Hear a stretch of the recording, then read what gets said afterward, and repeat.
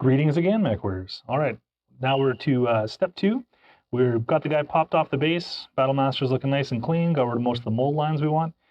I would say we're probably going to be leaving the base alone for now. Generally what I'll do is I'll get a flat base like this or an acrylic equivalent. I'll plan out what I want to do in it, but I'll usually end up painting the model first, just because I'll try and get the model painted to a scheme that I'm happy with, and then I'll think about what kind of color contrasts and textures. A lot of times I'm reading novels too, like the BattleTech novels I'm really enjoying, and I will have it in my head, you know, a certain scenario or a scene from the books, and I'll try and recreate it in the basing. I find that's a lot of fun. So we're going to leave this blank for now. We're not going to drill any holes in it because we're going to finish our mech first, then we're going to think about how we're going to build our base, and then we'll probably end up building it up with some material before we punch some holes in it. So we'll throw that off to the side for now. I've got a pin drill here. Can't tell you what size this is.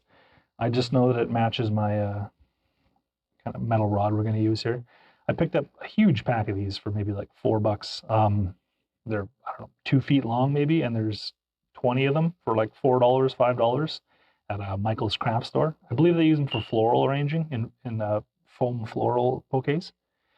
I find it matches the size of this bit that I've got. I do use brass rods sometimes if it's a big mech, like if I'm doing a 15 millimeter scale, like the 7-inch tall battle mechs. I'll probably put two brass rods in the bottom both feet, just so it's much more stable.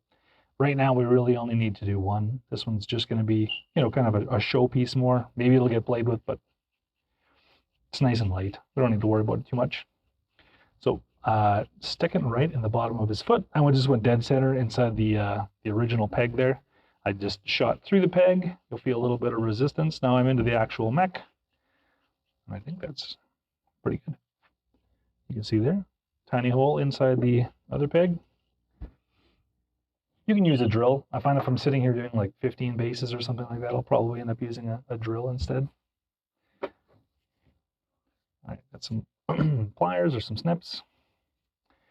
I'm going to cut it off at a comfortable length so I can work on him and not be fighting and touching the base all the time. So the reason that I take him off the base to paint him off the base is because I prefer to be able to hit better angles from underneath my airbrush, and I just like the freedom of moving it around and having it be just the mech and the freedom to paint any of the nooks and crannies that I want to get into. So now I've got some extra strength mercury super glue. You can use whatever super glue you want. I just like this one the most. Sticking it in. I usually put it in, I don't know, 1/8 of an inch. Put it all the way up to like 1/4 of an inch if you want to, up his foot. Some mechs are pretty dainty. This one's pretty tall and pretty beefy, so I know that I want to have a fair amount of rod up into his foot.